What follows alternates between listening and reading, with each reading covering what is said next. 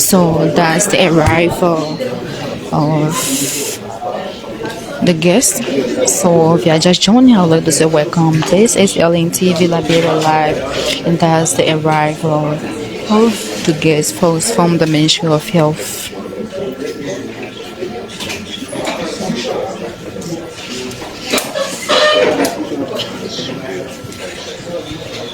So if you are just joining, I would like to say welcome. This is LNTV Liberia Live on ELBC 99.9 FM, and I'm broadcasting to you live at the Ministry of Information, Culture Affairs and Tourism. Keep following.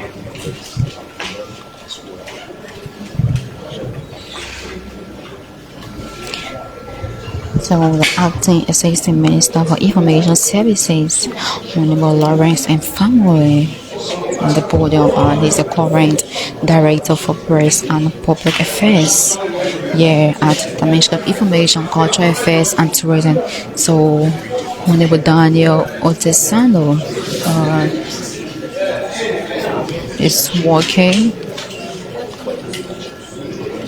That's Honorable Daniel Otesano, Deputy Minister for Press and Public Affairs, and other ministers and other assistant minister has arrived in the conference hall. So once again, still our stone to go or was ready for coverage of MICAT press briefing. Please hold your phone on silence because we are in accordance with the Freedom of Information Law. We will not ask you to off your phone, but just hold it on silence. We'd like to thank you, television viewers, social media followers, and those from the radio station that joined LPS to broadcast the MICAT press conference. Our brothers and sisters in the diaspora that also joined us on ELBC via their website www.elbcradio.com. We say thank you for joining us. This afternoon, I'd like to invite the deputy spokesperson, most energetic, the man who articulates the view of the government, Honorable Daniel Sando, who will make his special statement on behalf of the government, after which he will introduce to you our combined guests, Mr. Sando.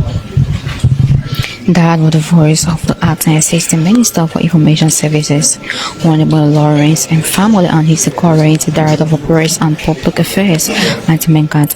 Next is Honorable Daniel Otesano, deputy minister for press and public affairs here at MICAT. Keep following.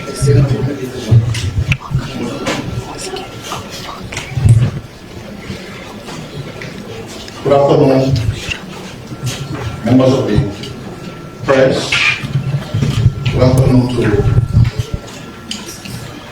our distinguished platform guests.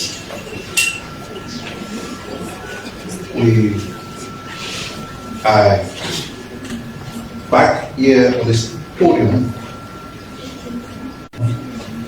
to execute the functional and duties of the Ministry of Information. And as always, we take pleasure in what we do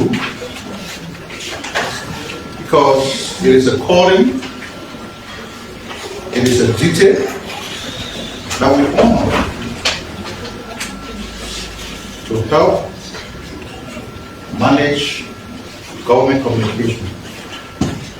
And so it is always for us a placing duty and an honor to have the undivided attention of the Liberian public at this time on a bi-weekly basis, where we disseminate information about the progress, the overall progress of the Liberian state, and some other issues that are evolving across the country vis-a-vis the political landscape of Liberia. The most topical issue nowadays is the fight against drugs.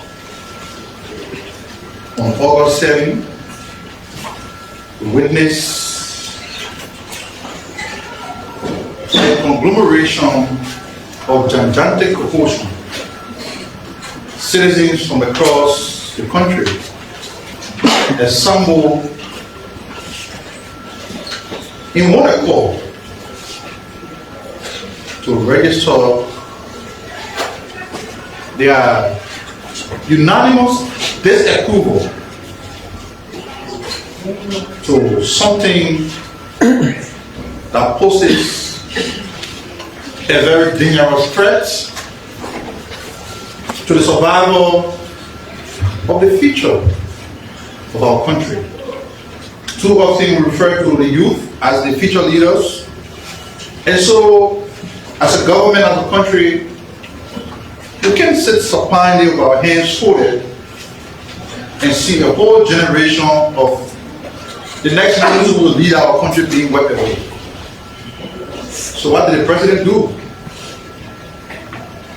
Having declared drugs as a matter of national emergency, the president set up a multi-sectorial committee.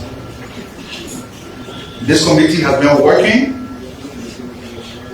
over the last couple of months. The committee is multi-sectorial. Beyond the submission of that report, they have been working. Some of you reported that underprivileged youth involved with drug and substance abuse have been taken off the streets.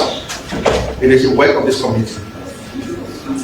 So to give the media and the Liberian public a fair appreciation of the work that the committee is doing, we invited them. This committee is chaired by the Ministry of Health,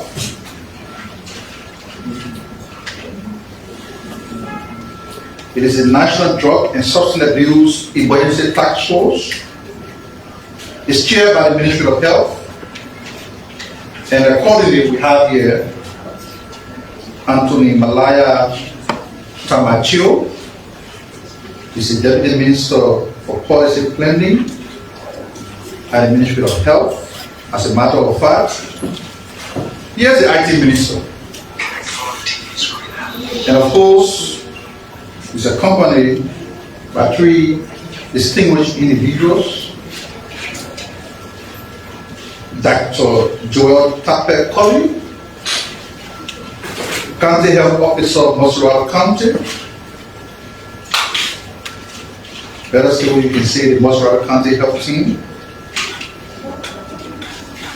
Also seated on the high table is Honorable Larryman Sheke Yonton, Deputy Minister, Ministry of Youth and Sports. And we have our dear friend and brother, Mr. Boy Cooper from the Health Triple RC. The committee will speak to you. You will request them after the presentation about everything you want to know about what is going on, the activities of the committee and everything. That's why they came prepared. Medical program top entry. So the IT Minister will make the introduction. He will lay the basis for the presentation. Dr. Tape-Colley will provide detailed information on the workings of the task force. Of course, Mr. Larryman Yonton and Mr. Cooper will give supporting details on some of the undertakings of the task force. So that's where we are. We also have the group headed by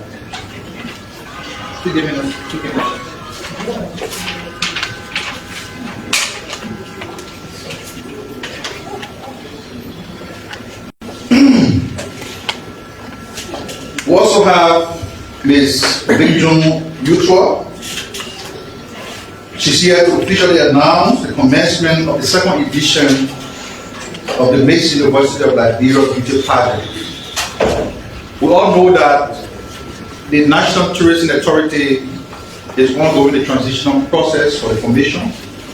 The legislature has acted, the president has constituted the board accordingly.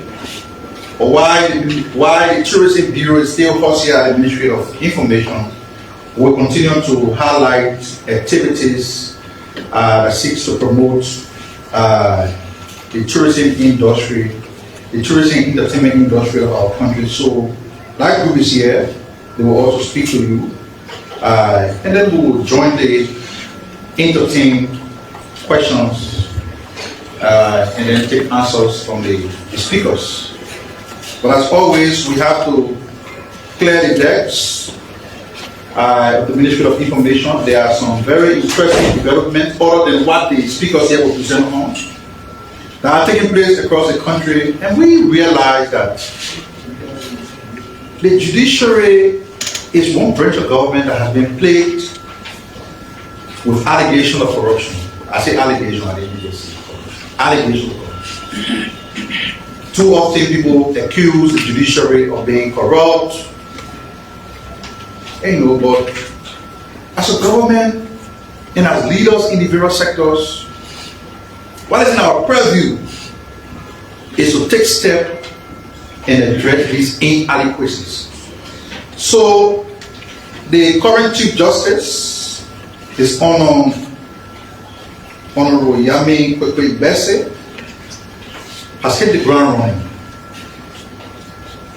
in order to maintain the integrity of the judiciary.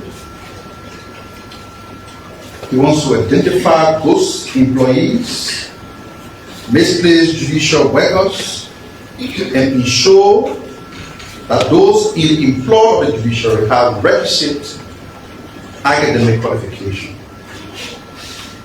He has launched the Judicial Employees Verification and Credential Audit. It's a step in the right direction. Now, some of you who have your platform, you listen to the radio station every morning, and everybody wants to talk about the politics of the country. Everybody knows everything. You need to take up time to follow what the Chief Justice is doing here. There are people within the judiciary who are accused or believed not to be qualified. And the Chief Justice has said about that. All of these years of allegation, public scrutiny, stereotypical perception can only be addressed by a verified credential and personal audit. So the exercise is led by the Civil Service Agency, starting with judicial workers within Montserrat County, including judges, magistrates, clerical staff, sheriff, among others. So some of the people who have always been accused, they say, oh, the sheriff, the court people corrupt, they're not qualified. This audit is meant to put round square in round holes and square pegs in square holes. What are the reasons for the exercise? The primary goal is to eliminate ghost workers, individuals on the payroll who do not actually work, and non-existent employees who are receiving salaries from the government. The next goal or objective of the exercise is to address financial irregularities. The other aim to identify instances where salaries were being paid to bank accounts not linked to names of employees. The exercise is also intended to increase transparency within the judiciary. The exercise is expected to bring greater transparency and accountability to the judicial payroll system. Courts to be audited include the West Point Magisterial Court, Painsville Magisterial Court, Omika, Carisburg, Bensonville, and Tony Magisterial Courts. Others include the Gamma Bay Magisterial Court, Bourgeois Island, Brewerville, Artington Magisterial Court. The audit marks a significant steps towards institutional reform and capacity building in Liberian judiciary, signaling the new Chief Justice's commitment to professionalize the integrity and public trust in the rule of law. So that is it. The CSA boss, Honorable Jakar, did similar things to the spending entities across government, and a lot of people realized. Some of the people who have become regular talk show hosts and loud critics of the government, they were on payroll, not going to work. And when the exercise identified them, they were booted out of the payroll.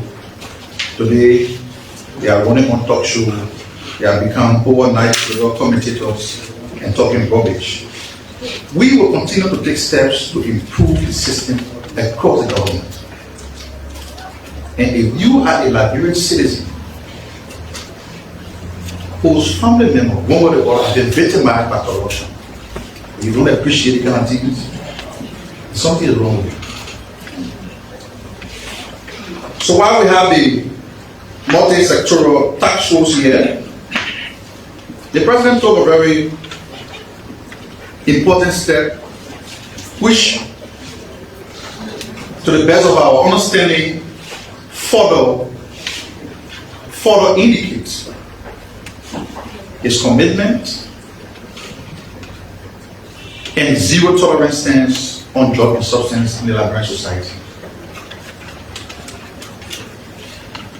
I've always said that the president has the appointing power, but the president cannot be everywhere at the same time. If you are a Liberian citizen and the president gave you or designated you to serve in a particular position and you don't take it seriously, the president has the authority to dismiss you, as he has done in many cases. And so we woke up to the news that the president has dismissed top officials from the Liberia Drug Enforcement Agency for administrative reasons. The president also acted swiftly to appoint an interim management team. Now there are others who say, oh, he said that the president cannot find people who are capable of doing the job. But none of you here will question the ability, the capacity of the first group that the president appointed. Of course, we all know that Ibrahim Kumar, my own professor from the university, is a seasoned criminal justice practitioner. It's a law enforcement practitioner, par excellence, trained with multiple credentials from one of the renowned criminal justice institutions in the world, John Jay College. No, so nobody should doubt the ability. Nobody could doubt his ability. Baupo, Fadiga, their leadership was right by intent of right. President intervened, dismissing them for the interim leadership, and then again appointed new group of people. What have they done? In the wisdom of the president, these people are dismissed for administrative reasons. Instead of moving, that we all now talk about the fight against drug and dangerous substances in our communities, and the community is involved, something which is even making the fight more easier. Leading the fight.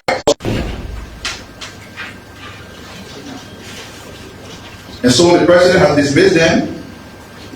They include Director General Mr. Anthony K. Saul, Deputy Director General for Administration, Mr. B.K. Popa, and the Deputy Director General for Operations, Mr. Sebastian Fa. The President has at the same time appointed an interim management team to steer the affairs of the Liberia Drug Enforcement Agency, pending further actions and the appointment of a new management team.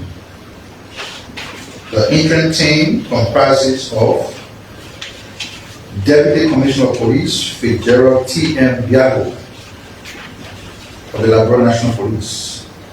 He will serve as Officer in Charge, ORC, Mr. Ernest T. Tape, Assistant Director for Special Services, National Security Agency.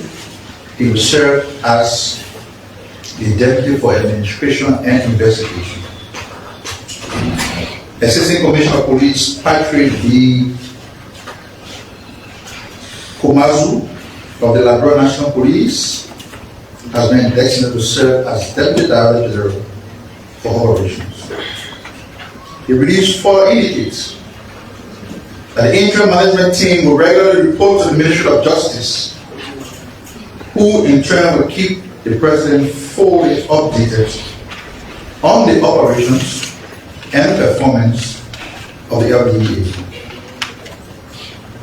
President Waga expressed confidence that the officials seconded to the interim management team will demonstrate professionalism, diligence, commitment, and integrity in the execution of their duties.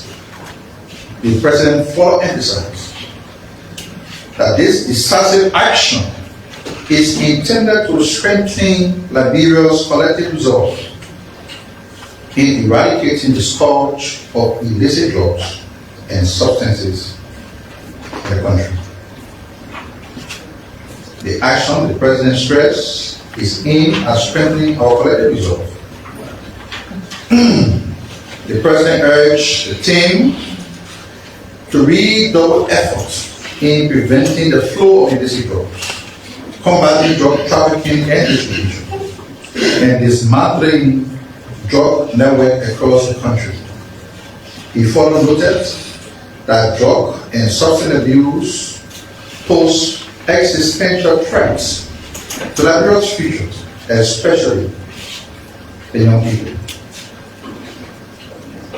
The President has also mandated the Minister of Justice to conduct a comprehensive review of function and operations with LDA within 90 days.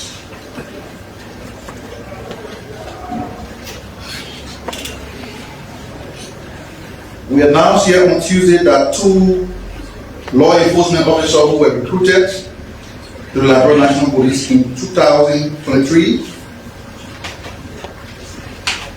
were ongoing investigation for acts unbecoming of a police officer. That investigation has concluded. The LNP has informed us, or has announced, the dismissal of the 2 officers. They include Patrolman L.T. Caesar and Stephen B. Wanawon.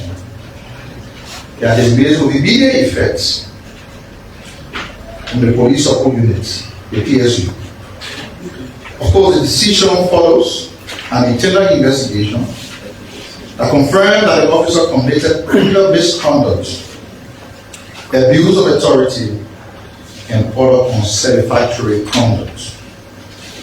The investigation was carried out by the Professional Standards Division of the LNP and found the officer to be in violation of the LNP rules on discipline and professional standards as outlined in the discipline regulations of 2016. In line with its commitment to integrity and accountability, the LNP has removed the officer from active duty and handed them over to the Crown Services Department for further investigation and possible prosecution. The LNP reaffirms its mission to serve the public with professionalism, neutrality, and respect for human rights. The police emphasize that disciplinary actions like these are vital to maintaining high standards and restoring public trust in law enforcement entities.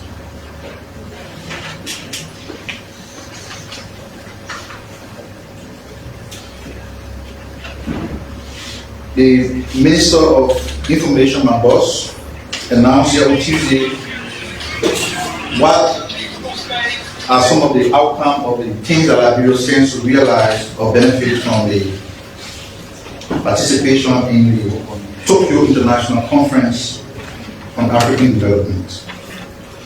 In addition to what was released by the Minister, on Tuesday, the Ministry of Foreign Affairs has released additional details based on feedback that they have gotten from our Japanese counterpart as outcome for Liberia's participation in the 9th Tokyo International Conference on African Development. Economic growth and investment. Infrastructure partnership. Japan and Liberia agreed to prioritize feasibility study for the Rouse International Airport Corridor and the rehabilitation of key farm-to-market routes to unlock regional trade. Port modernization. Liberia has been included in the new Japan-Africa Economic Partnership Study Group, ensuring technical support for modernization of the free port of Monrovia and improve port logistics around the country. Industrial cooperation.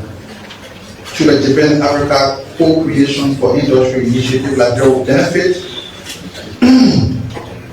from matchmaking between Liberian startup and Japanese companies with emphasis on ICT, agro-business, and clean energy solutions.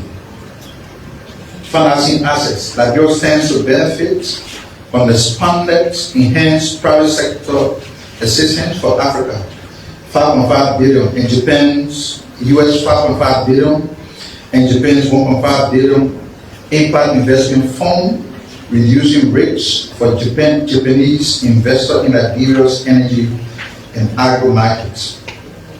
The government of Japan has expressed interest in partnering with Liberia on coastal and sea defense initiatives, recognizing Liberia's vulnerability to rising sea levels and coastal erosion, drawing on its extensive experience in constructing artificial islands and implementing advanced coastal protection measures. Japan proposed closer collaboration with Liberia to address pressing challenges in sea and defense and waste management. Agriculture and food security. Rice and stable crops. Liberia will participate in a pilot cooperation on climate resilient rice varieties with trials in Lofa and Bon counties. Agri-food system. Liberia's position to tap into TICAD's agricultural package, including access to Japanese irrigation technologies and post-harvest value chain to reduce food imports.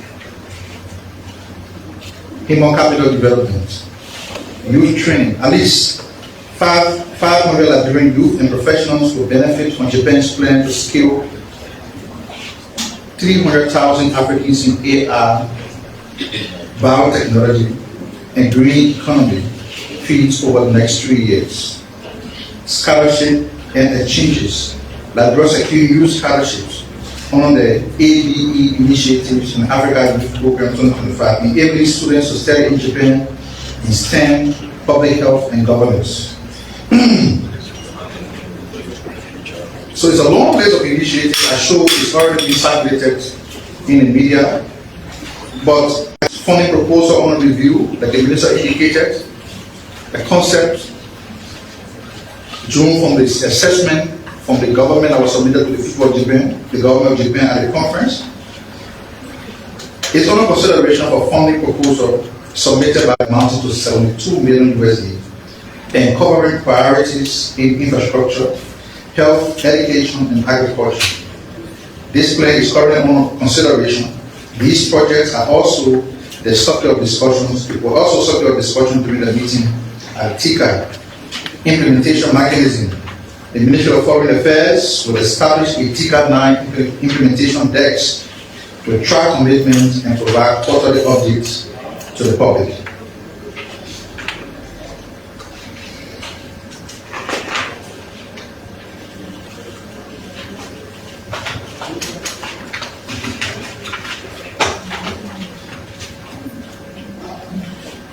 The transformation that is happening across all sectors in the country, in the government, is something that is deeply rooted in our commitment as a government to take on the challenges that we inherited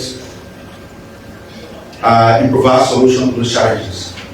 One of the entities that was heavily challenged, the Liberia National Fire Service.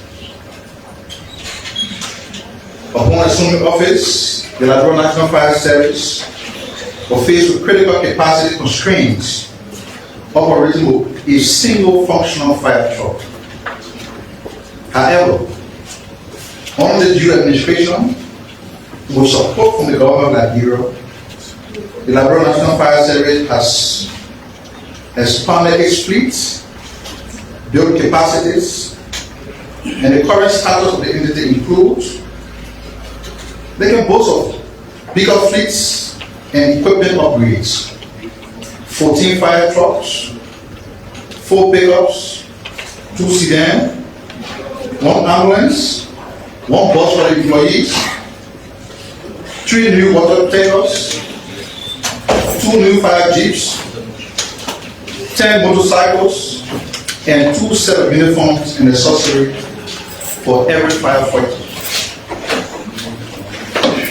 Now what they are doing at the central office here, on a regional basis, they are prepared to respond to fire incidents. So regional deployment and readiness. For the Grand Bassa County Fire Detachment, 1 fire truck. Nima County, 1 fire truck. Magibi County, 1 fire truck. An operational deployment plan is in progress to extend fire truck deployment to additional counties within the service area.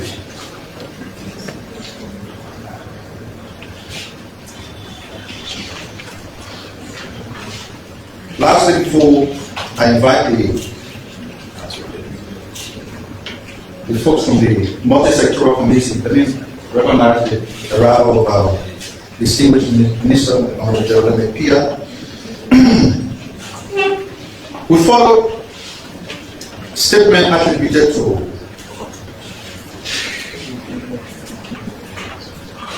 one Creighton Duncan, a man who's going to be the senator, one of the senators of Sango County. So he felt that the President, His Excellency Ambassador Waka, is a weak old man who barely walks, and that his government has failed the country. As a government, we are open to criticism, we are very tolerant. But one thing we cannot do is allow such madness as was expressed by somebody who's supposed to be the senator to go unresponded to.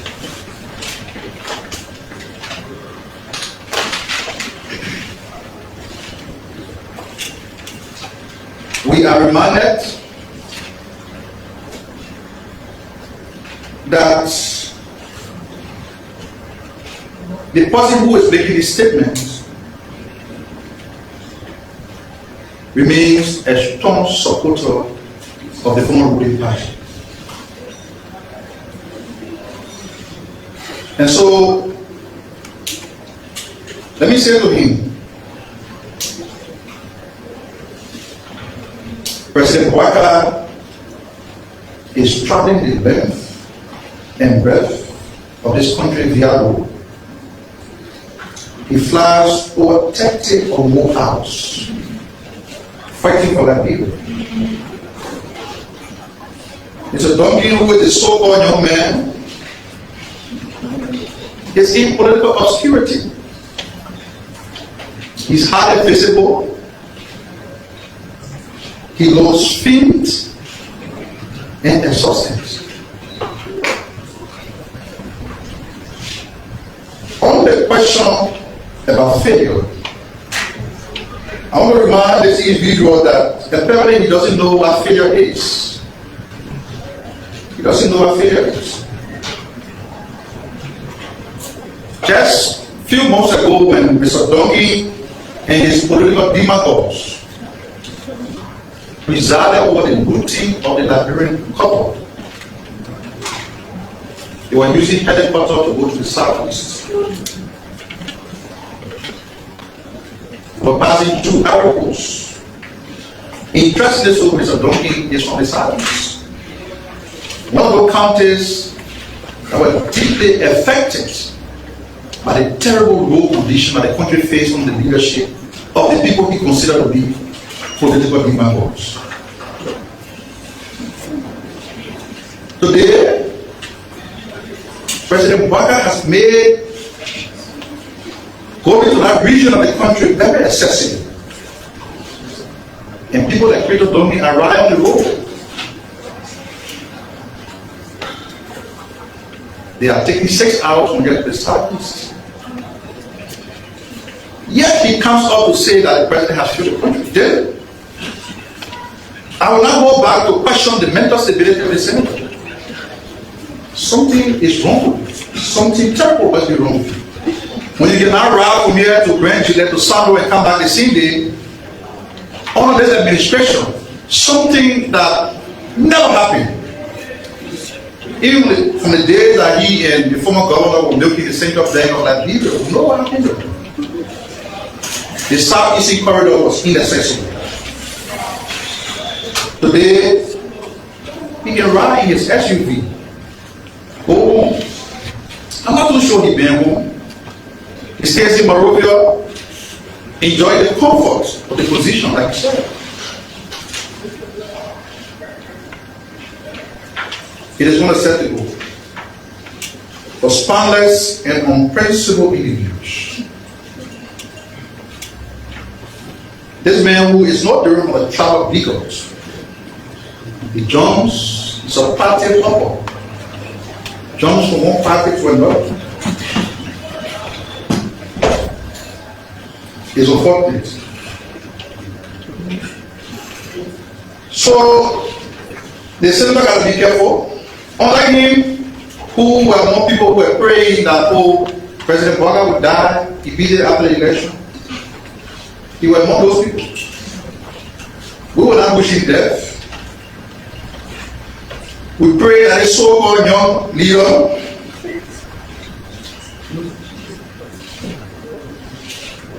who has failed to show leadership in his capacity, he does not die before the end of the tenure of the hard-working and productive leadership of President Baka. This brings me to the point to even question the senator's upbringing. Somebody who was raised properly. What did I address a statesman that the senator has done?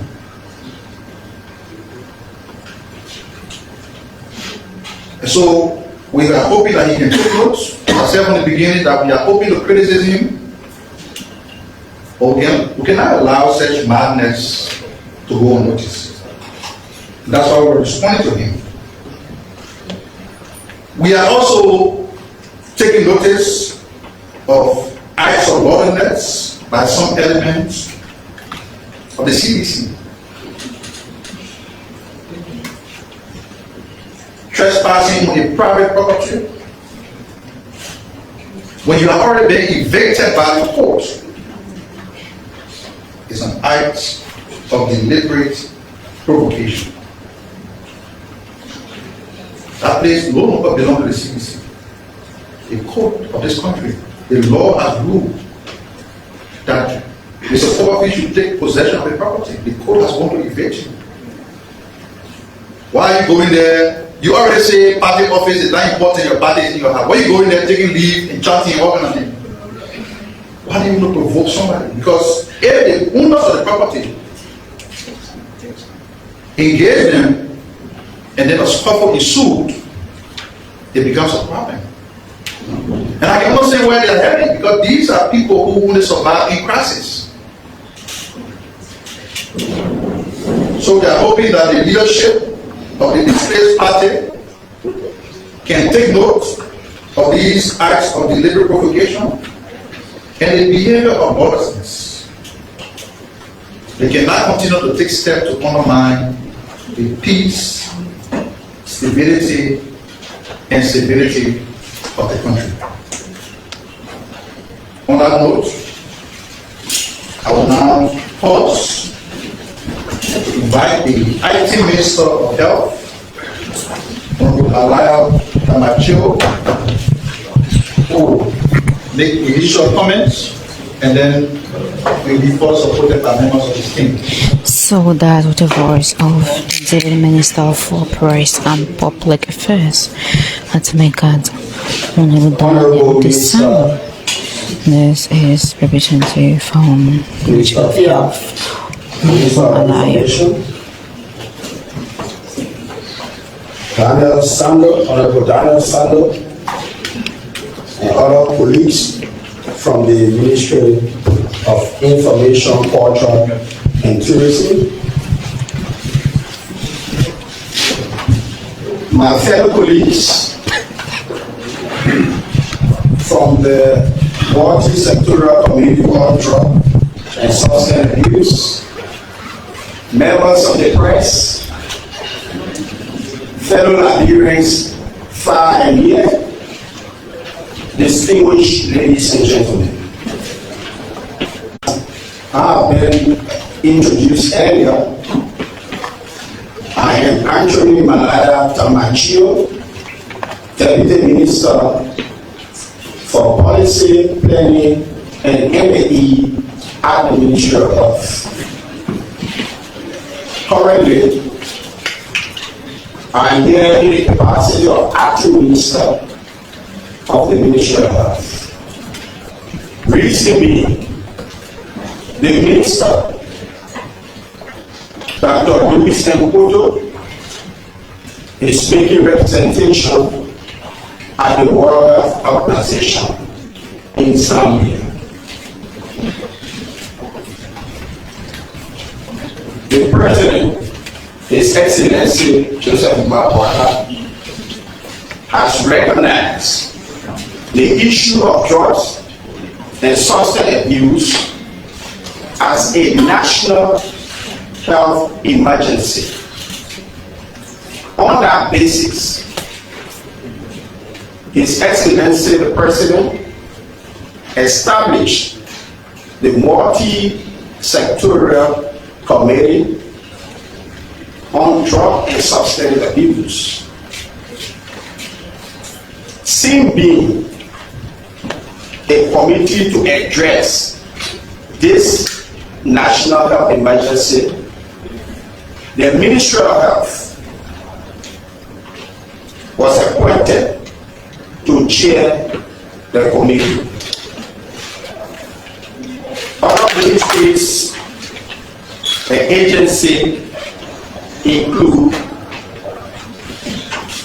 the Ministry of Youth and Sports, the Ministry of Justice, the Ministry of Gender, the Ministry of Education, the Laboratory Drugs Enforcement Agency, and the list goes on.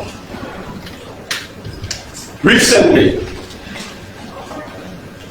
the LRRC, given the significant role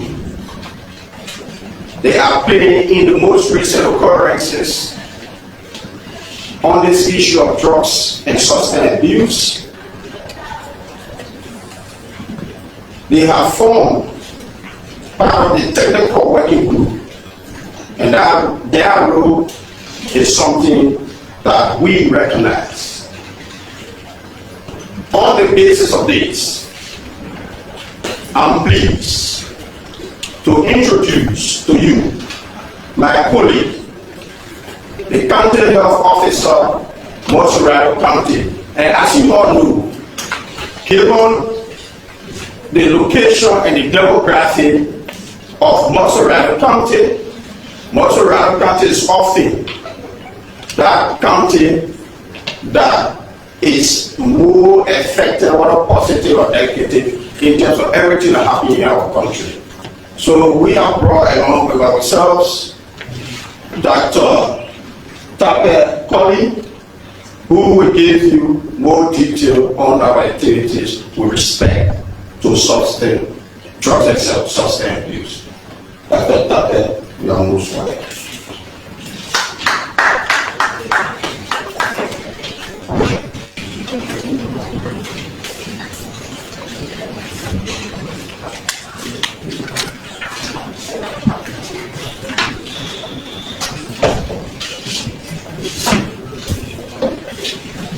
Honorable Malaya Tamachio, my own boss, Deputy Minister for Training, Policy and Research, Minister of Health.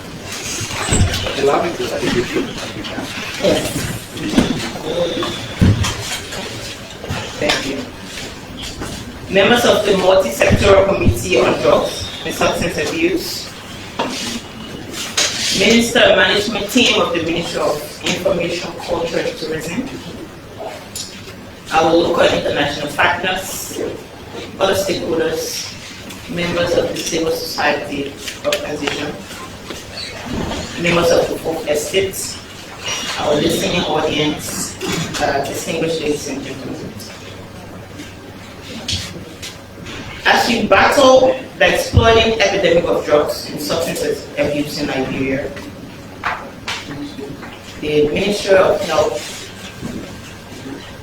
being the chair of the multi-sectoral committee established by His Excellency President Joseph Yomon. The Ministry of Health, under the leadership of Dr. Louis Macleod, the committee has been working tirelessly, aggressively to put in strategies and policies that will help combat what we consider a national emergency in Liberia. So just a quick update on what are some of the activities of the committee.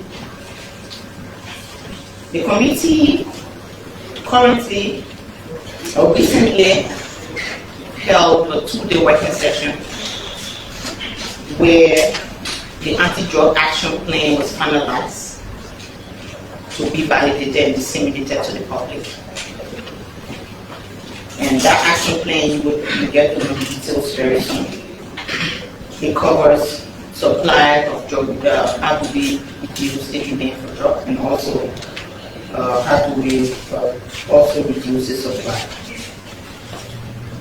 Also, the committee has been working tirelessly, collaborating with other private facilities, those that are also in rehabilitation, collaborating with them, because the issue of drugs is everybody's business.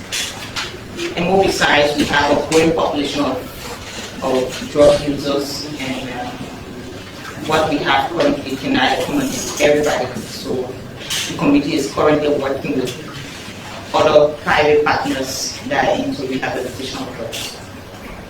The committee also held a 1-day working session where the commissioners, city mayors were invited, and it was a 1-day working session where we discussed different strategies on how we can combat the issue of drugs in Liberia. And in that working section, another committee was established because we had to decentralize everything, and looking at how the community, the important role of the community. Another committee was established, and that committee is called the Anti-Drug Action Team at the community level. And it's a 15-man committee at the community level. And every community in Liberia is represented in that committee. And then we have members of the the local government, we have civil society, NGOs, we also have the Liberia Drug Enforcement Agency, the Liberia National Police, the other stakeholders, part of that committee. And their roles, their term of reference were clearly defined and was also published to the public to see. Currently now, the committee, the multi-sectoral committee is also working on rehabilitating our disadvantaged youth. And currently, we have right now a temporary boarding center where they are at the LCPRC compound in the Johnsonville area. We say temporary because the issue of rehabilitation is a process. It's not overnight, it's a process. And we cannot force anybody to be rehabilitated. First and foremost, you have to be counseled. And aside from counseling, you have to accept and be willing, because it's an entire process, and then we can discuss step by step on what are some of the things. So they are there temporarily, and then the LCPRC, when they give them an update, they'll give you the exact numbers. But the number fluctuates, because some day you see some people, the next day they leave. The number is actually fluctuating. But currently, as of yesterday and this morning, there are 115. Male accounts for 105, and female accounts for 10 currently. And they are have different health protocols that they are undergoing, because the issue of drugs, we have something called the detoxification. Because once they are abstaining from drugs and other harmful substances, they come down with some symptoms, some withdrawal symptoms that they are currently being treated for currently at the temporary rehabilitation center. So the committee is also working on a permanent site where our youth who are willing to be rehabilitated can be taken to for a full recovery process. Currently, the Ministry of Health is partnering with the Ministry of Health is currently partnering with Lady of Light. We have two services. We have the inpatient and the outpatient. So we've had over 600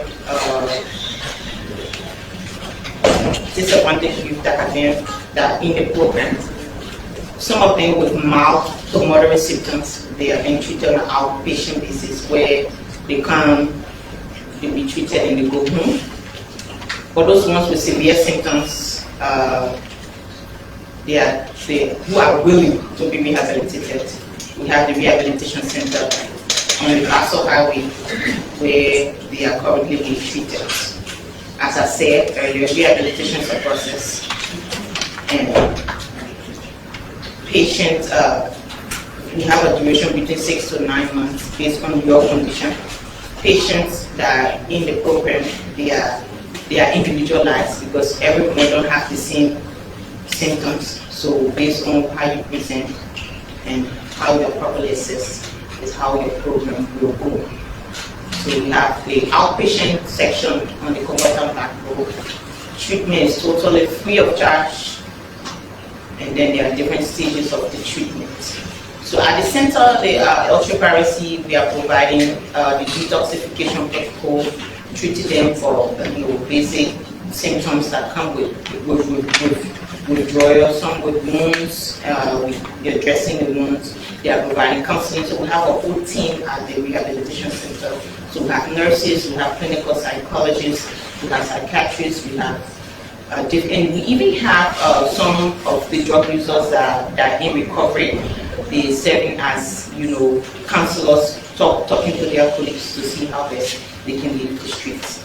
So currently that's what we are into the committee, and then from time to time we will provide detailed updates on what is currently ongoing. So I will just pause here and then give the floor to the other team members who will also provide updates in their different respective areas. Thank you so much. Thank you.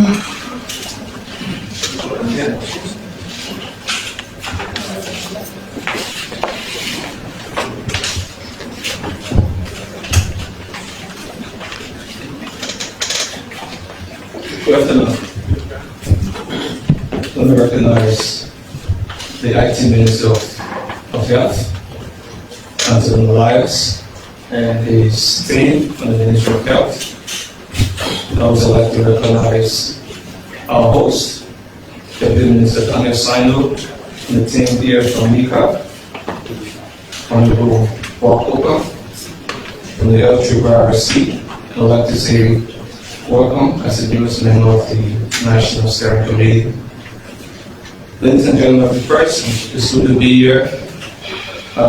Larry Youngton, Deputy Minister for TVET at the Ministry of Youth and Sports, representing the Ministry of Youth and Sports, and my able Minister, Honorable Councillor Gerald Kupandali, who have been providing leadership at the level of the Ministry of Youth and Sports on the multi-sectorial task force. I first want to state clearly that as a ministry, we believe that if our society is free of drugs and substance abuse, it is the beginning and a new beginning for a lot of our young people in terms of resilience, in terms of trust, and in terms of community cohesion. And so our role on the National Task Force has been to ensure that we provide technical and program support to rehabilitation and TVET related services that we offer at the Ministry of Youth and Sports. Since the task force was established, as you know, it was established through the President's announcement in last year. We've been very engaged with the task force. We've been participating both at the technical working group level and at the steering committee level. We participated in the formation of the master plan, which has been discussed. We've also been able to participate in different assessments. We've had 2 assessments in the course of last year. One was at the Youth Agriculture Training Center in rural Montserrat in Bentor, where we assessed the possibility of taking some of our at-risk youth there. And we also did another assessment in Bowman County, Clay, at the Clay Agriculture Vocational Training Center, where we also led assessment. Now there's a geographic significance to those 2 assessments. We've realized that one is in rural Montserrat and the other is in the western part of Liberia. We intend to do more of these as more and more government facilities are identified, and we're able to geographically and regionally set up TVET rehabilitation centers across the country. And so that's the role of the Ministry of Youth and Sports. Now, coming out of the assessment at YTC, the ministry began an effort of renovating the boys dormitory at YTC. This costs around $200,000, and in the weeks ahead we will be delegating that. But also there was another assessment there at the same YTC, this time with the one UN that expressed interest in matching grant initiative as it relates to the rehabilitation process. And so the one UN through the Ministry of Health will also be helping at that facility to ensure the renovation of the boys dormitory as well as the construction of a clinic there at the center. And so we hope as a ministry that we will finalize everything in terms of renovation work. The only thing that will be remaining is the renovation of the recreation center once the one UN exercise of renovation is completed. So we're looking forward to doing that this year, and we hope that very soon the YTC will be open and rehabilitation services will be provided to our at-risk youth. The same exercise is going on at the Clay Agricultural Vocational Training Center, where through the World Health Organization and our colleagues from the Ministry of Health, we are actively currently renovating the Clay Agricultural Training Center facility. About a week ago, we realized something shocking. The LDA on one of its many operations had gone to the King Grade ghetto to raid. And 196 at-risk youth pulled over at the confines of the Ministry of Youth and Sports, asking and requesting the minister that they have voluntarily turned themselves over and are willing for rehabilitation services. The government was not prepared for that. The Ministry of Youth and Sports was not prepared for that. And so, in concert with all of our stakeholder members within the National Stakeholder Steering Committee, we were able to coordinate the Ministry of Health, the Ministry of Commerce, the Liberia, the TrueLiberia, and other key players on the steering committee. And so the TrueLiberia, as they will expand on that, and that meeting intimated to us that they have this massive facility at Johnsonville that we can immediately, on a temporary basis, take the 196 at-risk youth there. We were able to take them there that same day. We mobilized food. The Ministry of Commerce provided 60 bags of rice with assorted food items. And other contribution came to other line ministries that are part of the exercise. Since they were taking this, it's been about a week now. The challenges are numerous. The LTRIPRC is handling the administrative and operations part of this exercise. They will respond on the challenges. But we have done our own assessment as a ministry. We've gone there within our technical team to learn more about what's happening there in the situation. And part of what we have seen so far is that there has to be some of the issues that are currently keeping the young people who are currently running away. We're told that over the weekend, a great number of them ran away. That number reduced to about 90, and the number increased from 90 to 115. So you can see the fluctuation.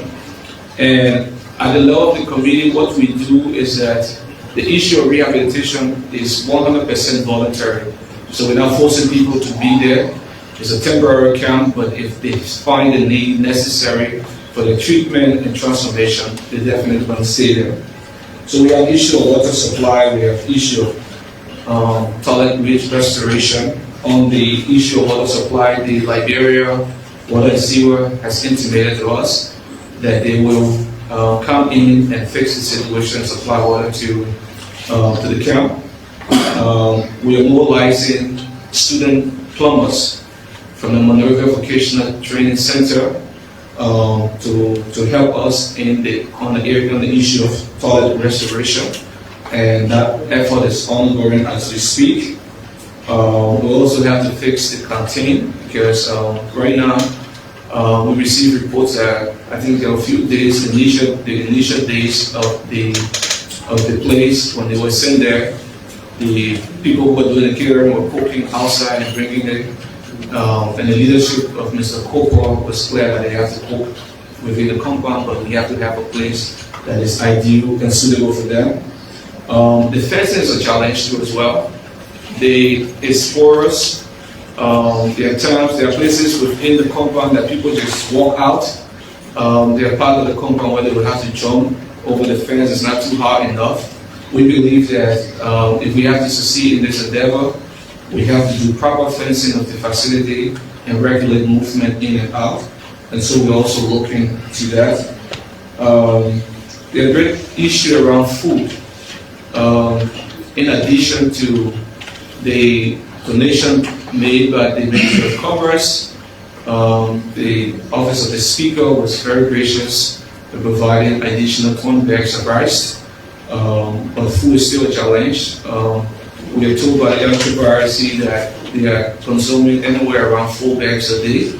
So that's a lot for the number, and especially for the number that keeps fluctuating is a thing of concern. So the LTRC will let us know what it is in terms of costing around the maintenance and the continuous support and treatment of these young people. But at the Ministry of Youth and Sport, we're currently actively working to mobilize resources to address most of these concerns, which fall under our lap. We have a unit, a Great Youth unit, that we have deployed already at the site. They are there daily since yesterday. We also have our team from the TVET department that have been doing some assessment to ensure that we are also incorporating vocational skills for those who have been able to go through their detoxing protocol, because we're not just doing it for anyone who's sent there. They have to go through a particular program called detoxing, and once they've done that protocol and are cleared by the Ministry of Health, we will begin to work with them in terms of providing vocational skills for them. But from the Ministry of Youth and Sports end, this is what we have been involved with. I would just like to send a little caveat out there, and to you, the media of the press. We've seen, since we took the 196 outbreaks, we've seen a number of journalists posting on their social media places that there is a, what do you call, that the RSU have disarmed some of the police officers there, that there is a state of pandemonium and chaos there, that they fight the community, is not working along with us, and all of this misinformation and disinformation is not healthy. We should see this issue of at-risk youth as something not just on the government's shoulder, but on all of us shoulder as citizens, because if we contribute and we play our part as active citizens, we can address this thing in the soonest possible time. So I beseech you, members of the press, reach out to all of us on the steering committee. If you need factual information, you need up-to-date information, it is better to do that so that you are reporting the right information to the public, and the public is consuming the right information. Thank you very much, man, and I'll turn to my brother from the TrueLiberia.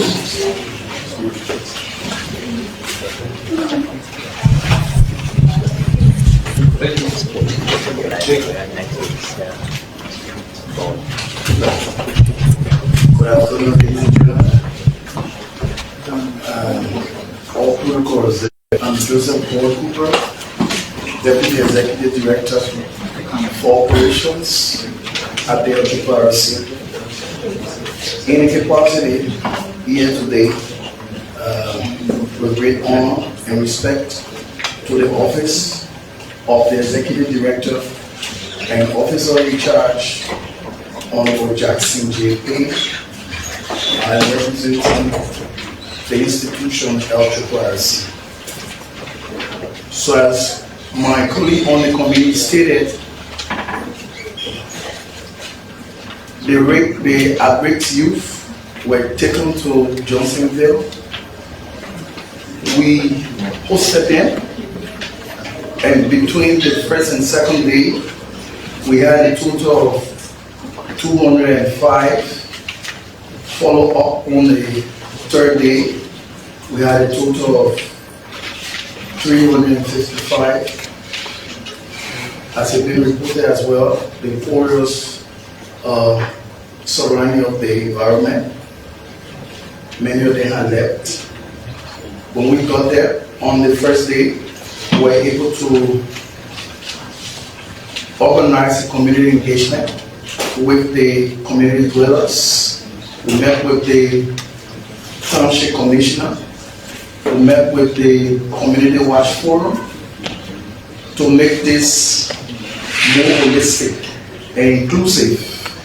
We were able to incorporate their services to provide assistance to the Liberia National Police in providing security internally, while the National Police back up with the protection of the facility.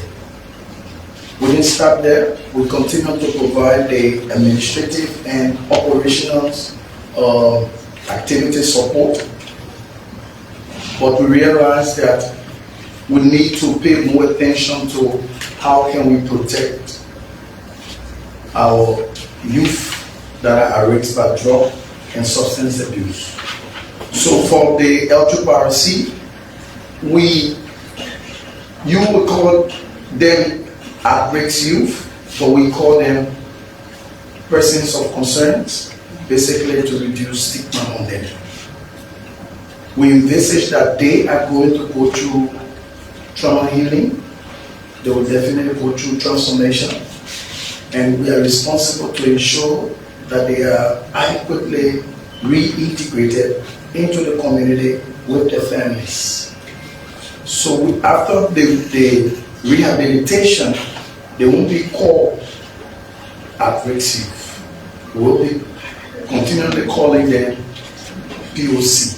So when you hear sometimes we speak and we say POC, basically it's about persons of concern, and that alone minimizes the issue of stigma, because those people are all important to our society and social development. LRRC, we have the issue of water. Yes, water and sewer have been there, supply water, and I also dedicate the time to go and do some sewage work to allow the toilet facility to be accommodating all of our POCs. We also look in the area where we can have the fence elevated, as the committee has stated. We hope and see that these actions we have jotted down for implementation could be done as soon as possible. As we speak presently, we have the total of 115, but that figure fluctuates. And basically, it's all about how they feel.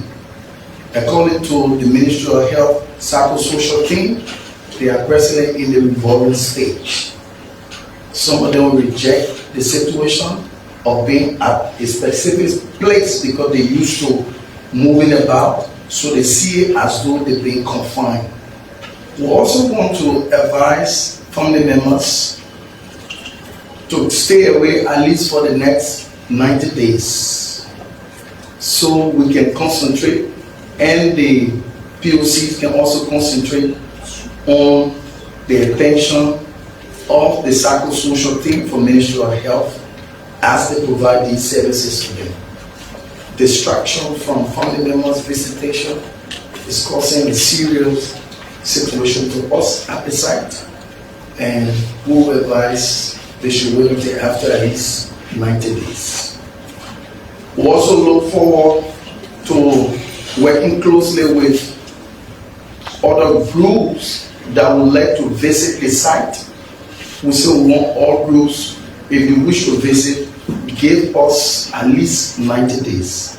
In the course of 90 days, we can come back to you to tell you we are now prepared to ensure that the LRRC site in Johnsonville, which is now classified as a temporary holding center for our youth that are at risk by substance and drug abuse, then you can easily visit them. But as far as we're concerned now, we will ask that family members stay away. We are concerned about the condition of our generation to come. LRRC looks seriously at the situation regarding drug abuse in Liberia. And if you look back, most of the POCs at the center, they are between the ages of 45 to 15. And if you check 45 to 15, it tells you from 1980 to present, from the 80s to present. If we do not take hold of the situation to arrest it now, I can assure you that foreign people may take our land. According to the statistic on our population, 60% is in the youthful population. Most of those who are involved in the abuse of drugs, they are all youth. Who's going to replace us? it is our responsibility to ensure that they are properly rehabilitated and reintegrated into the community. Journalists want to also admonish you to go at the site. Give us at least 90 days. Going at the site unknown to us, putting drone up to do photograph of the area, trust me, it's strictly prohibited. We have sent out circular through the multi-sectorial committee, and we wish that journalists will adhere to this. It is all of us business. Wrong reporting could degenerate the process, will raise serious trouble for all of us, because some of the POC, they don't even like to be with close on during the day. Are you going to do videotape recording of someone who's naked? Tomorrow, if he or she has been rehabilitated and is back into society, you use the same video against him and classify him. They don't look at the bigger picture. As we are doing what we're doing, we need your support as journalists. You can come and meet with the multi-sectorial committee. We can all collectively put together and see how best we can do a documentary that can positively represent our role in the transformation of our society. Thank you.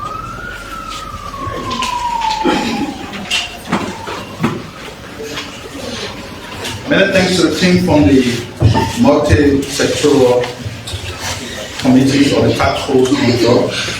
We will now hear from the team from the Miss University department. We will speak to you then we'll entertain questions as usual. Speak to me.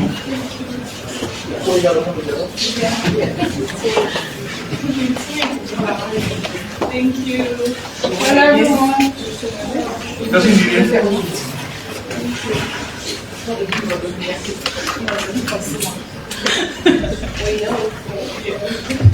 Hello everybody. Thank you so much, Mr. Sando. We're so happy to be here today to announce the start of our second edition after a very, very successful edition. My name is Suma Masule. I am the project director for this project. I'm here with my team member there. Yeah, I'm Vic June, Excel Winter. This year I'm the project coordinator. We also have our team members in the audience. So we're very excited to unveil the second edition of the University of Liberia. This year's theme is Remodeling Excellence, Ambition and Dream. Last year we crowned our inaugural winner, Vashiti Leah, as the first Miss University of Liberia. We had 6 schools participating, and we're very thankful to MICAT because throughout the process of the first edition, they literally held our hand the whole time, as we're not regular pageant people, we're from professional backgrounds. That was our first pageant in Liberia, and that was our first edition. So we really got a lot of help, technical help and capacity help from MICAT here. So thank you, MICAT. We're back again. You guys will be seeing us a lot here. After our launching, we'll be bringing out, once we recruit our queens, we're hoping to recruit about 14 universities this year. Our goal is to expand our reach beyond Monserrado, as Monrovia is the only city in Liberia. We want to go as far as the south, Nimba, Bon County. Hopefully we can recruit for the university this year. Our goal is to at least have about 14 contestants before the preliminary kickoff for the pageant, which is slated for December 2025. So I'll turn over to Vega so she can see highlights about our 2.0, sorry. Yeah, the recruitment criteria, right? Yes. Okay. Yeah, so this year, the application is in 2 folds, online and in person. So we have we're going to teach it on. Yeah, we want somebody to sit in their home and be able to apply, and you can receive it and review the application. So interested students must be a Liberian citizen with a Liberian valid ID. And also, if you don't have it, but if you submit your documents, we'll review. Once you're qualify, we expect that you should have a national identification card, either a passport, national ID, driver license, anything national ID, you should have it. And you must be enrolled in, recognized in accredited Liberian University with a most recent GPA of 2.75. We're strictly academic, yes. Non-beginning research focus, so we're looking for scholars. And Liberian only as scholars, so we're looking forward to them. So the age range is actually 18 to 28. Yes, you must be 18 years and it's above and also up to 28 years. We don't want anybody 29. Yeah, and then you should not have a record of prior participation in our edition. So there are some schools who already have rating points. So if last edition your rating point participated, this edition, that point is not going to participate in representing your school. It's either the first runner-up or the second runner-up or any other student who meets our criteria and qualify to test and represent your school. And you must never have been married and don't have a child. This is an internationally standard, criteria. Yes, and then this year we will interested applicants will have to pay a non-refundable application fee of USD $25 or its equivalent in dollars at $5,000 via our mobile money account, both Orange and Lone Star, and then we also have our Tiffany account. So the mobile money number is 086-494-199-0771-494-119. These are our official numbers as well. And then our Tiffany BID is BID 109-7863. This information will also be published by our media partners as well. And then you must also have a your character and record. Okay. Yeah. So we just want to highlight some of the success stories that we've had so far since the pageant. Both our first and our queen and first runner-up will be going to Cape Town, South Africa, October, so the 10. This was actually TrueLiberia, who is the reigning queen, and they attending the Global Change Maker Conference and KTV conference in October this year. KTV is a highly selective program bringing together 50 young people together for immersive leadership, climate change advocacy, and entrepreneurship. Similarly, Ms. Shara, our first runner-up, will also be in Cape Town in October, in November, as well. She will be attending the Africa Women Conference in Johannesburg. AWC is co-convened by the Helpline Foundation for the Women in Abuja and ECO's initiatives to address systematic barriers to women participation in economic and social issues. So although we did our big franchise Miss University Africa didn't host a pageant this year, so we have made our attempt to push our friends out there internationally to be able to compete, globally with young change makers, as we are now able to have the queens for us to change makers in Liberia who are pushing policy solutions around Liberia. Yeah, okay, so somebody might be asking what are the prices? So I'll just go over them. The winner is definitely going to have a branded card with our MICAT logo, and then $150,000 LRT cash prize, 1 year full scholarship at current university, and an internship opportunity with notable Liberian institution, and that's going to be providing sponsorship benefits. Also, the winner is going to have an opportunity to attend international conferences or pageants in Africa, Europe, Asia, and Americas. And then also the first runner-up, that's for the winner.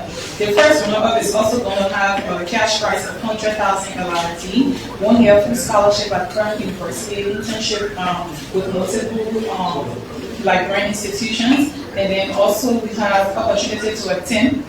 We are going to facilitate the opportunity for the first runner-up to attend international conferences or pageants as well. And then the second runner-up, who is the third person, is going to have, the second runner-up is going to have 100, yes. The second runner is going to have $75,000 already. Sorry. Yes, sure. And then 1 semester scholarship at current university. So the first and second winner were paid full 1 year, but then the third person is going to have a semester full scholarship. Yes, and then they also going to have internship opportunity, and we're going to facilitate the registration of international conferences even in Liberia. Yep. So our forms, beginning today, our forms are available. So we are actually the first pageant in Liberia to have an online recruitment. Yes, we have bragging rights. We have bragging rights. We're also launching our website very soon. So for our partners, if you're becoming partners with us, you will have the opportunity to showcase on our website. For our sponsors as well, our media partners will also be showcased on our website. So beginning today, we will be dropping our forms up at Liberia University, but we are already encouraging, we're in the technological era, we're encouraging people to push beyond papers. When you print papers, you're killing the trees. So use your phones. You can use your phones for TikTok, Facebook, Instagram. You can use your phones to register online. We're just requiring you to upload your identification. We're also asking that every contestant will write a personal statement or motivation statement, just letting us know why we should select you for this edition. This edition is going to be very, very renowned. So we're looking for people who can articulate themselves, people who are not just beautiful, but you also have grades and you're willing to sell your school. So we're looking forward to this edition. We're extremely excited. You can check out our website at midl.pageant.com. They went over our numbers as well. So if there any other information, we'll be right out the door. We'll take questions and answers once there's questions at this time, and then we'll be out the door to answer some questions. But you can also check out our social media pages at midluniversity.com. We're on Facebook, we're on Instagram, we're on TikTok as well. Follow us. And yeah, we're excited for this edition. Yeah, so we just want to thank MICAT again. We also were told that the minister lost his sister, so we want to extend our condolences. And then we also want to thank our team members here and abroad. We wouldn't be here today without the effort of everybody. So we want to say thank you to our partners, our media partners as well. And yeah, so we'll take questions and answers when we give it time. So that's it for the presentation here at the Commission of Information, Cultural Affairs and Tourism. This is questions by journalists. Thank you.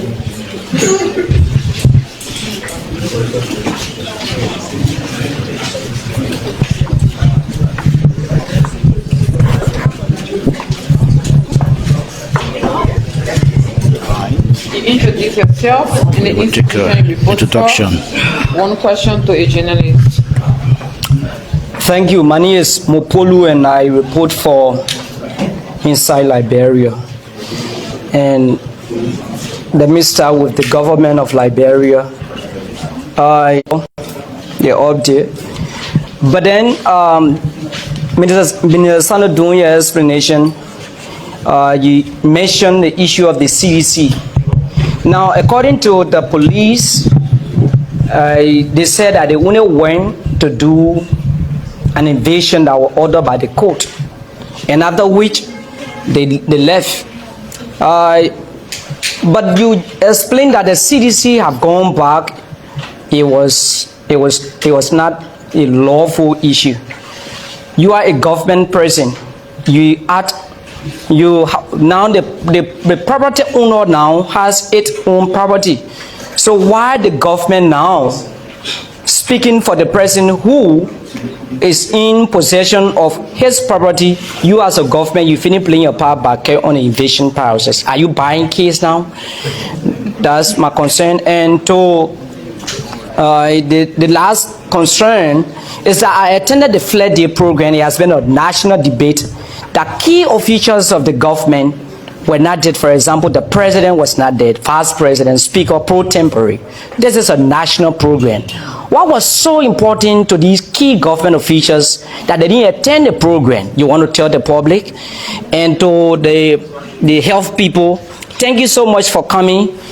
But the government has set a lot of committee to implement some of the basic things, and you have come. What makes you so distinct that you will do exactly what you have called to do, and you wouldn't be there the rest of the committee that have been set? We have not seen the outcome. Thank you so much. So again, one question to a speaker, please.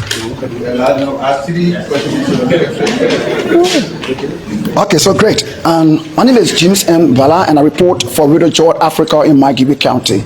And so my first questions go to Minister Daniel Sano. Mr. Sano, earlier on, when you spoke about the CSA boss being mandated by the Chief Justice to conduct a credential audit. And my question is, from the initial stage of this government, we saw a credentials audits across land, lands, and ministries.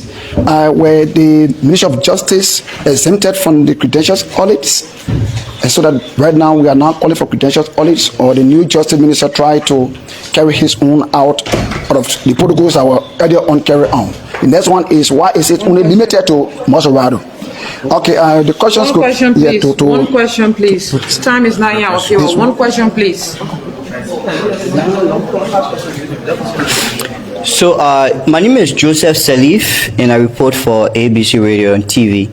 My first question goes to the inter university contest team.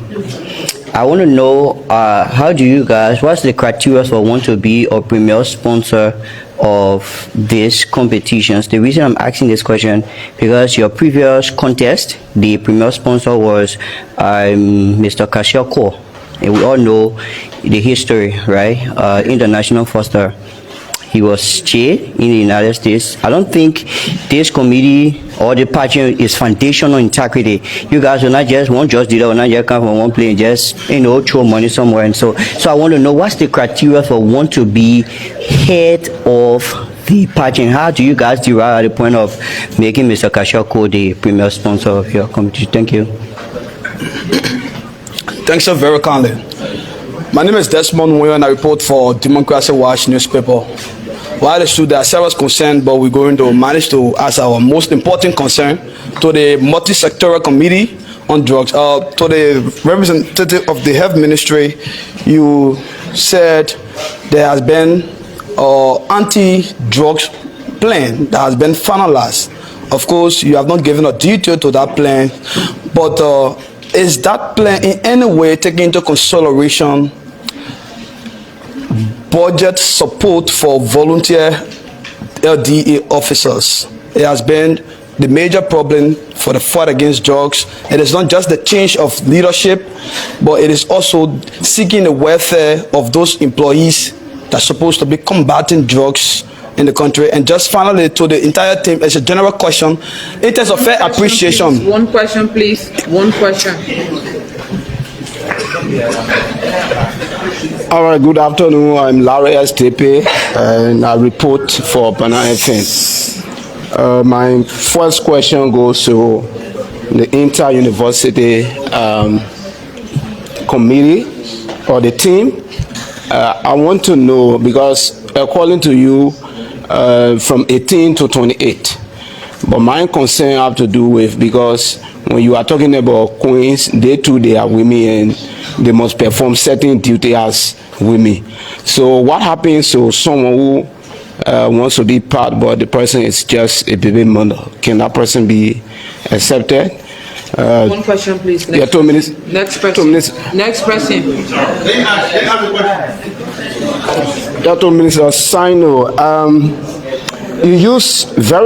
Minister. Well, my name is Christopher Bestman, and I report for TrueLiberia.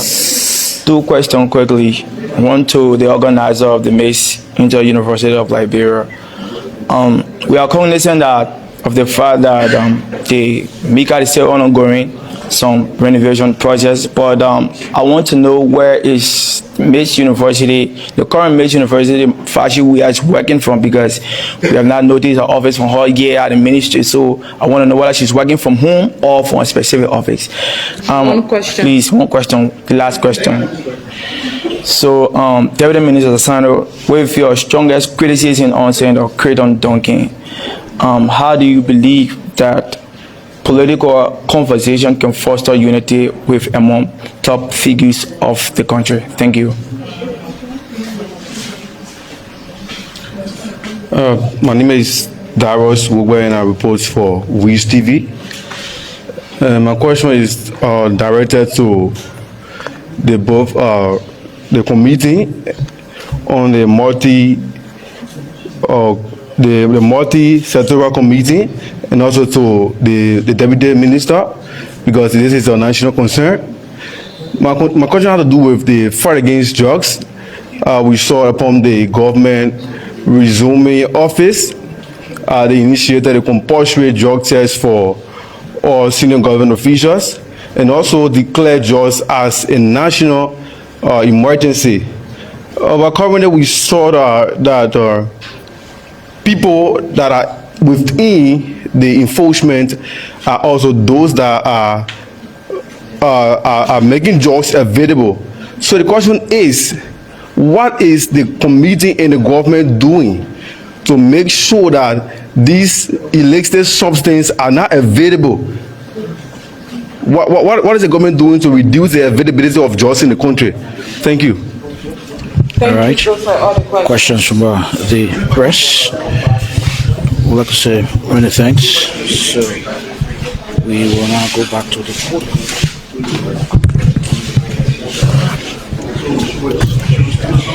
So that's 8 for questions by media petitioners. Yes, it is response from the guests and the ministers. So they're just joining our ladies and welcome. This is LNTV Liberia Live on ELBC 99.9 FM, and we're broadcasting to you live at the Ministry of Information, Culture, Affairs and Tourism. So good afternoon. So the first question was not very clear, but no, it's not clear. You were asked how is the health, what makes the health ministry distinct? But please. Okay, please go ahead. I'm saying the government on different occasions has appointed a lot of committees to implement different things. Especially, for example, there was a committee set up for ordinary people who are not able to go. They don't have money to go to the hospital. That committee we are not seeing. Which committee that? So there are committees. Which committee talking about? It's a committee. Yeah, but you wasting my time. Which committee? But I saw a question. No, you said the president set up many committees that have been. There were a committee that was set up here, for example, and they were intended to provide health services to people who cannot afford. Who set up that committee? We saw that I think some of our colleagues can remind. I'm just forgetting the name, but let me go to a question, please. So, what makes you so distinct that this committee that we are part of, it won't be like all committees that have been set up? People think that. That's the question. Okay. First and foremost, thank you for your question. But I don't need to overemphasize the importance of health. When it comes to health, it's everybody's business. And a healthy society is a productive society. The issue of drug and substance abuse, aside from the president being announcing a national emergency, it is a health issue. It's a mental illness. And I can't overemphasize the importance of health as it relates to that committee. That is why the health ministry is the chair of that committee. Health plays a very important role when it comes to drug addiction. That's why at the center there we have a whole team. And as I stated earlier, the rehabilitation is a process, and we have different stages, and we have different professionals that are there providing services. So what makes health distinct? I cannot speak for previous committees that were set up, but the issue of drugs is something that we see how it is crippling our society, and it's something that, if not carefully taken care of, we will have long-term health implications. The second question, if I got you right, you talked about the plan that was developed by the committee. And as I said earlier, the plan was completed, but it has not yet been validated and disseminated to the public. But key in our plan has two distinct halos in the plan, and I'll just quickly talk about it. So the plan firstly was developed to guide the national efforts for the national fight against drugs and substance abuse. And when it comes to drugs, we look at demand, and we also look at supply. So first and foremost, how do we reduce the supply of drugs? And that payload will be led by the law enforcement agency. We all know that the drug enforcement, the police, and other law enforcement agencies. And then the second payload has to do with how do we reduce the demand? And then that is led by other line ministries and agencies where the Ministry of Health falls under. So we have the Ministry of Youth and Sports, the Ministry of Education, the Ministry of Health, and other ministries and agencies. Maybe my colleagues can come back here up if there are other questions that I missed out on, but I mean, most of the 2 months are allocated. Thank you. So, the representative from TrueLiberia and I, just in our closing, was kind of admonishing you, the journalists, to be factual in your information dissemination. It is important that as we are tackling this issue of drugs, we should see it as a national emergency. It's not meant to create any sense of misinformation or propaganda. It's true that the President has set up a number of committees since he took over. Set up a committee on the reburial of President Doe, memorializing former President William L. Tubman. And that committee was very successful. We set up a committee to vet, to choose and vet for the President of the University of Liberia. That committee went to work. It was very successful. So the President is the President of wisdom. He's the President of great vision. And when he meticulously sets up a committee, he crosses his T and dots his I. So this committee is a committee of the tax. It's a committee that will prove to be different, and we have proven to be different. From the time it was set up, we developed the master plan. Now we have moved and incorporated the President's action into the anti-drugs plan. And someone spoke about the budget. So initially last year, we were faced with challenges where we're looking at each government ministry on the committee to look within their own budget to be able to fund activities. This year will be a little different. We have a conversation with the Ministry of Finance folks. In fact, we have included not just the Ministry of Finance, but also included the Ministry of Information on the steering committee. So the committee is expanding because we believe that every statutory body that has relevant importance to this effort must be included on the committee. So a master plan will cover my colleagues here from the Ministry of Health, both the area of supply and demand. But not only that, all of the different activities that will be carried out by individual committee members as representative of all of the institutions that are involved will be captured. So we are looking to having the National Drugs and Substance Abuse Task Force or program capture under the Ministry of Health in the incoming budget that will empower us financially to do some of the things that we want to do. And those things include on the demand side, it's not just rehabilitation, even awareness. We look at the victims today, but what are we doing about prevention at high school level? The first time drugs users, our kids who are in school, this whole thing of Super Friday and all of that, we have to run series of awareness messages, preventive messages, and that will also include the Ministry of Information working with relevant charity. So yes, we've worked on the budget. We're not announcing now because it's not been finalized, but it will be captured on the Ministry of Health budget line, and we'll have access to that. The last concern that was raised,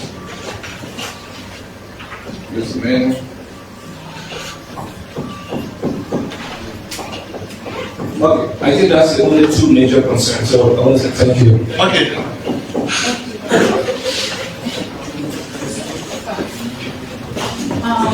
So we have 3 questions. One asks, where is Bashi working now? So Bashi has an internship opportunity over summer. One of our sponsors last year.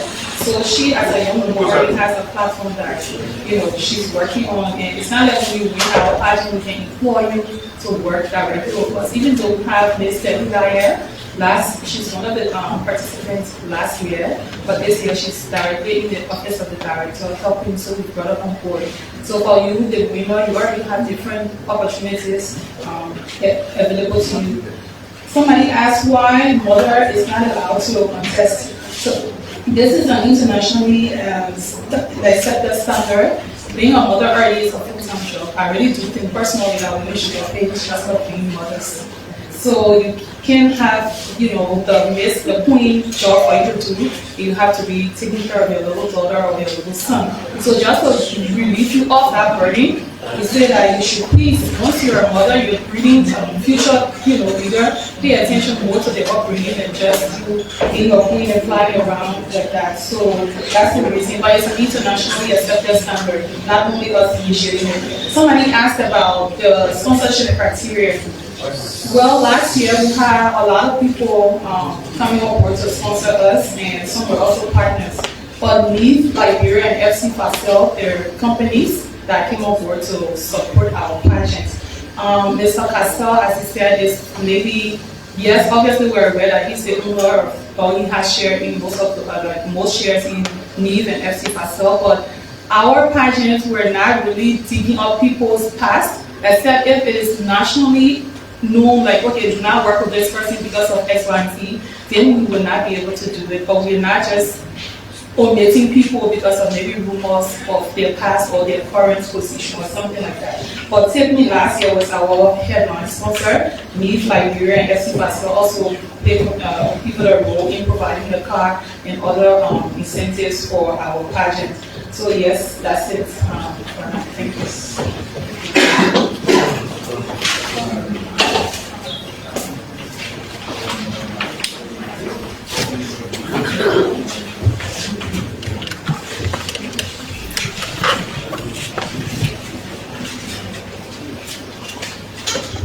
So thanks to the two distinguished guests for addressing some of the questions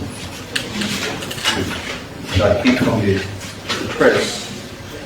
But before I answer the question that was directed towards the government, I want to caution all of you.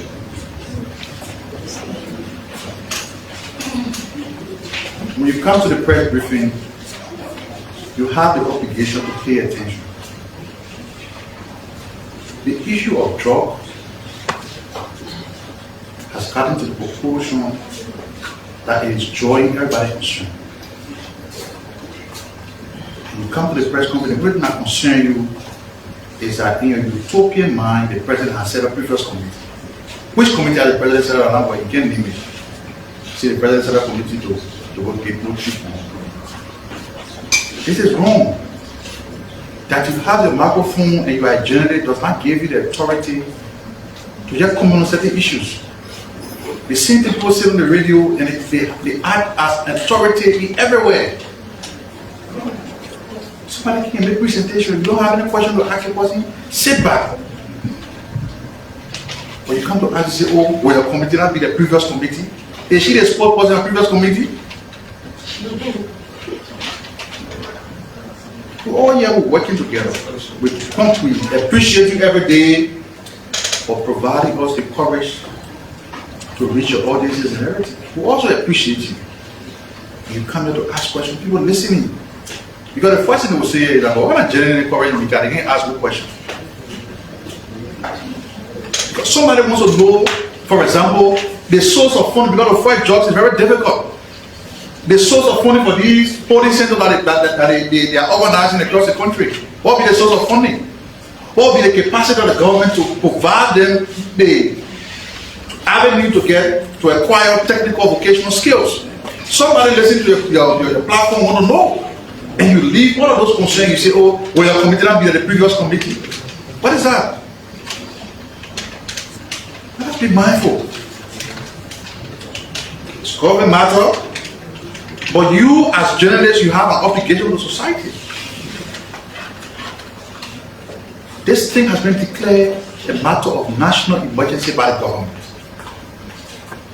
steps are taken. You all hear when you say shut down for those. All the austerity measures the government has put in place. Yet the government is making money available to do certain things that she didn't budget for. That's a matter of concern. Your family is concerned, my family is concerned, the community is concerned. So the least we can do is to kind of distract or take away from what the government is doing. Who should not be appreciated? Thank you for the brilliant answer you provided to the questions.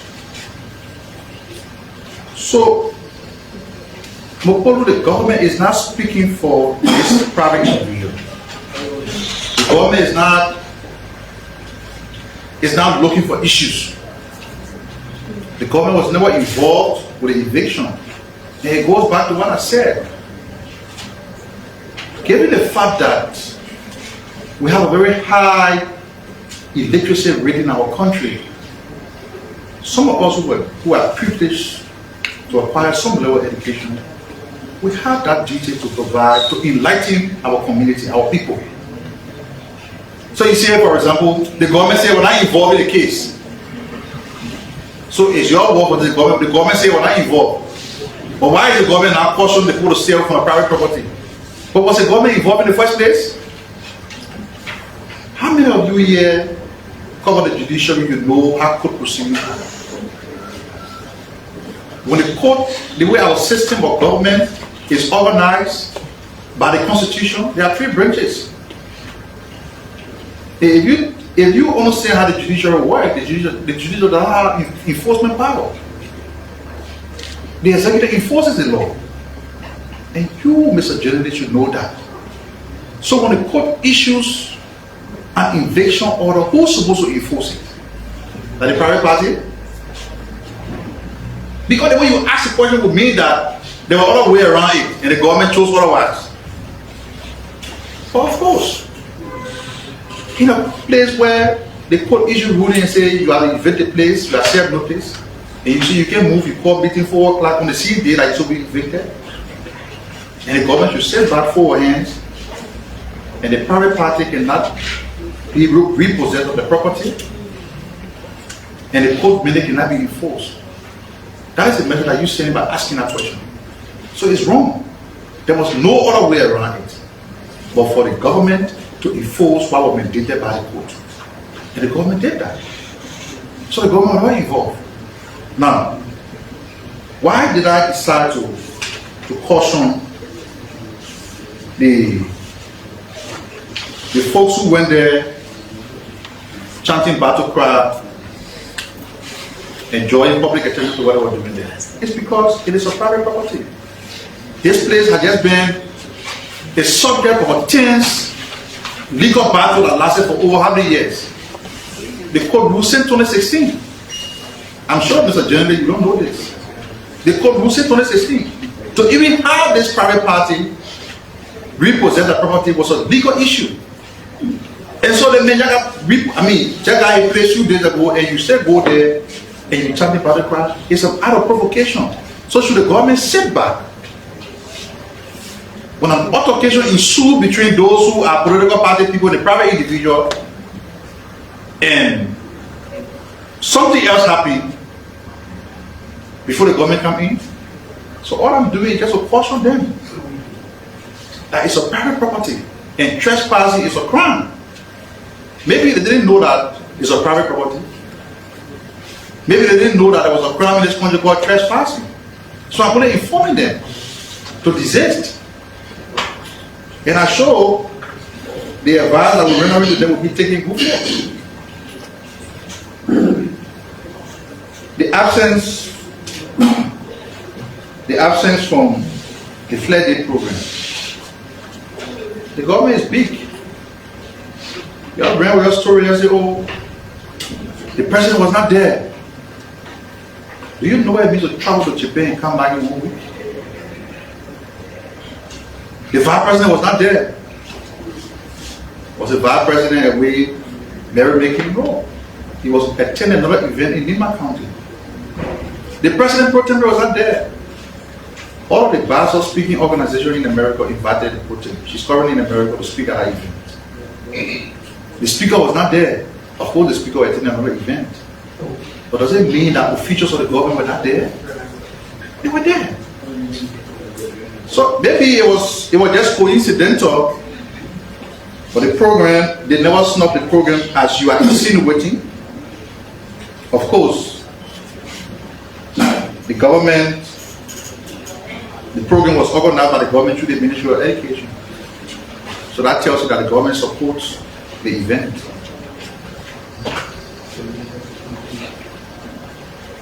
So, James Ballard, the previous credential audit that was conducted or carried out by the Civil Service Agency did not include the judiciary. All of those exercises covered the spending entities of the government, the CSA. It didn't cover the judiciary. And so the Chief Justice is now initiating this process to ensure that those who hold position in the judiciary have the credential, the corresponding credential. So, lastly, Larry, I didn't definitively say that this man has mental issues. I question his mental stability. I question his mental stability to have referred to the president the way he did. For me to say that this man has mental issues, man got a medical record, right? I didn't say so. And I also said that he's a stronger and principled individual. Don't also the time passed where he and other people in the CDC were riding helicopter or passing through airports to go to the southeast. The corridor is being made pliable on this administration. Apparently, the senator measurement of failure is running counterclockwise. So those are the reasons why I thought to remind you, because don't forget I said from the beginning that as a government we are open to criticism. But when you say nonsense about the president and government, we're responsible. And what Senator Duncan did fall short of the constructive criticism that we encourage in our country. If you want to criticize the government, there are people who criticize the government every day. People who never had the courage, the fortitude to speak out on past administration are now speaking out. That suggests that the government has created a free space. No radio station has been shut down. You press, you members of the press, you know. Some of your colleagues open a station from in the morning up to 12 midnight and they say what they want to say about the government. Nobody goes after them. Because the government has an obligation to create a free space. So we're very tolerant. But when you say something that doesn't make sense about the president and the government, it will not go unchecked. The Minister of Information worked here. Even though he's bereaved, he couldn't be here because he has an event organized by the Press Union of Liberia. That's how much we value press freedom. The way you do as generally will respect you. But when people use your space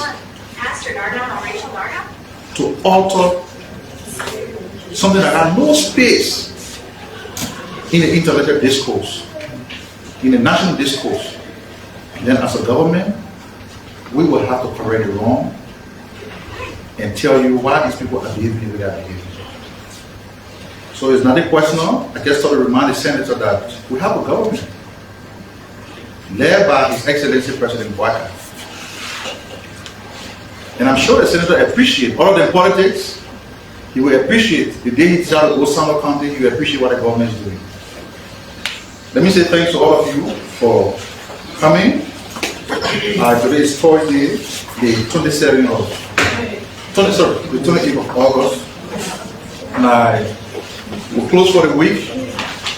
And we'll be here on next Tuesday for another fresh week, new edition of the press briefing.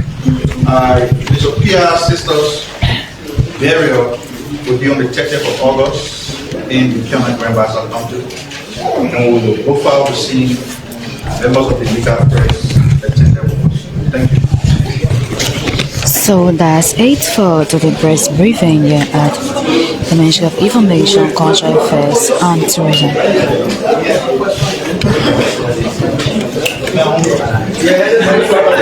So today MICAT press briefing was addressed by the multi-sectorial committee on drugs and substance abuse and Ms. Feijon Exter.